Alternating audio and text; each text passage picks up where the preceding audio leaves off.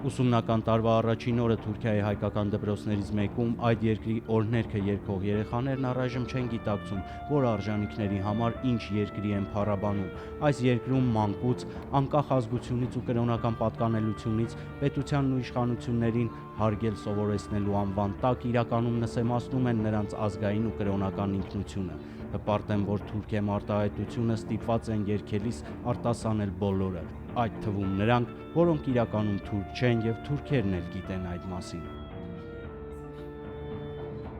Հայկական վարժարանի իշխանության ներկայացուցիչ փոխտնօրենը որքան էլ ցանկանում էր, որ տարվա առաջին դասը նկարահանվեր, սակայն իր վերադասի հետ խորհրդակցելուց հետո արգելեց։ Թվում է ոչ մի արտառոց բան չկա այն բանում, որ Հայաստանից եկած լրագրողական խումբը նկարահանում է հայկական վարժարանի ուսումնական տարվա մեկնարկը, սակայն ազգային վարժարաններում որպես օրենք նշանակվում է թուրք փոխտնօրեն, որը շատ է ցանկանում, բայց չի կարողանում արտոնել նկարահանել դասը։ Ժողովրդավարական Եվրոպա ձգտող ծայրահեղ ազգայնական նկրտումներով Թուրքիայի այսօրվա իշխանությունները որքան էլ արտաքնապես փորձում են ժողովրդավար երևալ, միևնույն է ազգային փոքրամասնությունների նկատմամբ դեռևս սահմանափակումների քաղաքականություն են վարում։ 1958-ից Մխիթարյան վարժարանի սեփականատերը համարվող կրթարանի տնօրինությունը տարիներ ի վեր Թուրքիայի դատարաններում վիճարկում է շինության սեփականության իրավունքը։ Դա գավին չեմ գիտեր, կարելի է լավ պատասխան շուտով գելա։ Պոլսի գրեթե բոլոր 28 հայկական վարժարաններում դպրոցականների թիվը նվազել է, մտահոգվում են վարժարանների տնօրենները,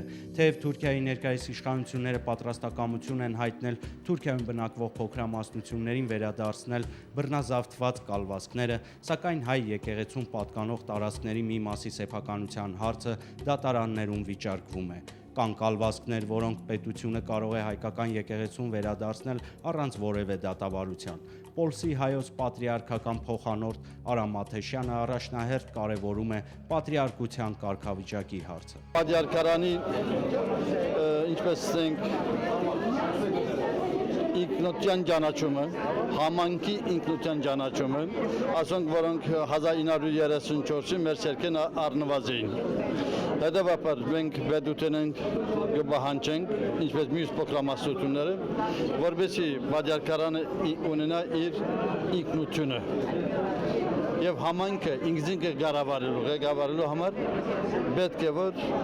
ինչ որ Օսմանական շրջանում ունենք եւ մինչեւ 1934-ին շարունակվեցավ, այդ իրավունքը մեզ յետարցվի։ Մենք մեզ կառավարենք։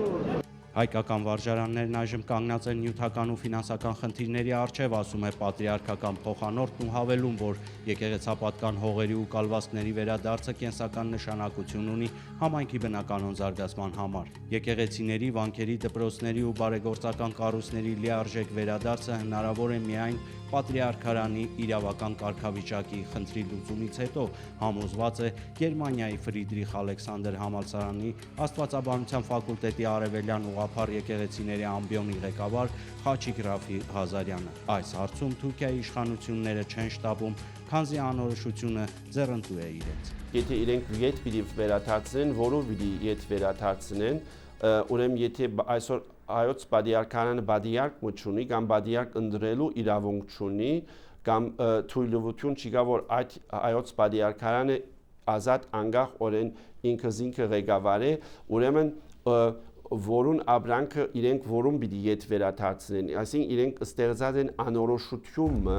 Նախքան առաջին համաշխարհային պատերազմը Օսմանյան կայսրության տարածքում ակտիվ գործել է 2335 վանք եւ եկեղեցի։ Սա ամբողջական ցանկը չէ, հաշվառված չեն հայ կաթողիկե եւ բողոքական եկեղեցիների կառույցները։ Միջազգային agent Արա Պապյանը վկայակոչելով միջազգային նախադեպային փորձը լիովին հնարավոր է համարում դատական հայցերի բավարարումը, քանի որ եկեղեցապատկան կալվածքներն ու հողերը կամ բռնագանձվել են, կամ ի պահ են տրվել պետությանը, այնուհետև դրանք վաճառվել ու վերավաճառվել են մի քանի անգամ։ Ex injura non oritur ասում է, այսինքն դա այն մաքսիմն է, որն ասում է, որ անօրինականության վրա չի կարող իրավունք հաստատվել։ Այսինքն եթե միտեղ օրենքը խախտվել, արդեն ինքնին ամբողջ շղթան է խախտված։ Հիմա դրա լուծումը տարբեր ձևեր ունի, սեփականատերը կա, եթե չի կարող վերադարձնել, համարժեք հատուցում պիտի իրականացնի, Որպես օրինակ կարելի է նշել Արևելյան Եվրոպայում կոմունիստների բռնազավթած հրեաների ունեցվածքը։ Լեհաստանում, Չեխիայում, Ռումինիայում, Հունգարիայում կոմունիզմի դատապարտումից հետո հրեաները ստացան մոտ 4 միլիարդ դոլարի հատուցում։ Մասնագետների մի մասն այն համոզմանն է, որ ժամանակն է կոնկրետ մասնավոր գործերով եւ անկախ փաստաբանական գրասենյակի, սեփականատիրոջ եւ պետության եռակողմ համագործակցությամբ դիմել միջազգային դատարան։ Օրինակի համար, երբ որ անցյալ տարի այդ Գեզի պարկի վերաբերյալ ահագին աղմուկ ելավեց ընդհարումները բաներ Ստամբուլում, պարզվեց, որ այդ տարածքը պարտկանում է հայկական եկեղեցուն եւ գերեզմանոցն է եղել եւ մեջտեղ եկան նաեւ այդ սեփականության թղթերը, որոնք պահպանվել են։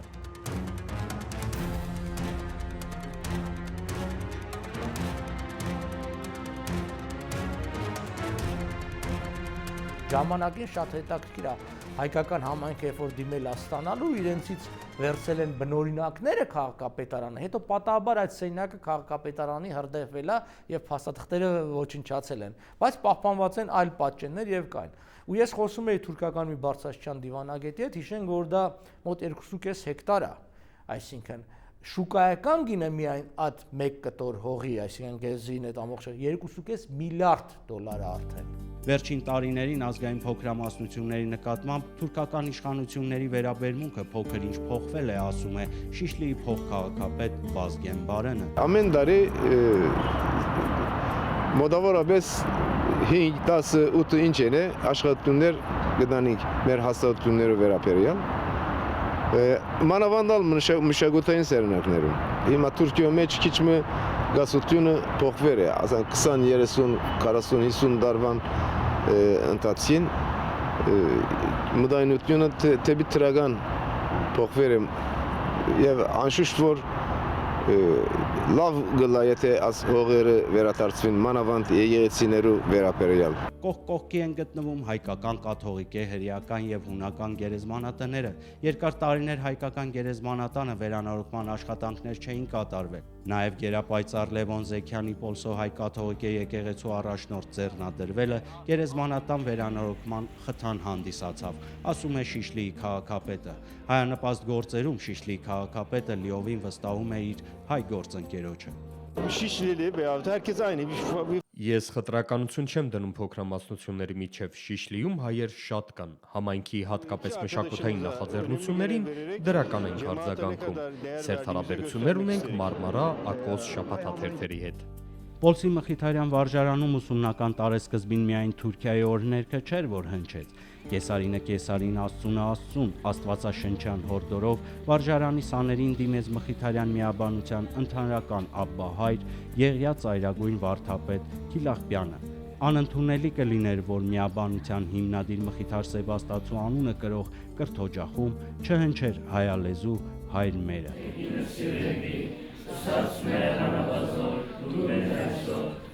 Վահե Կոստանդյան, Հակոբ Փափազյան, Արտակ Ղևոնդյան, Ստամբուլ, Երևան, Առաջին ալիք։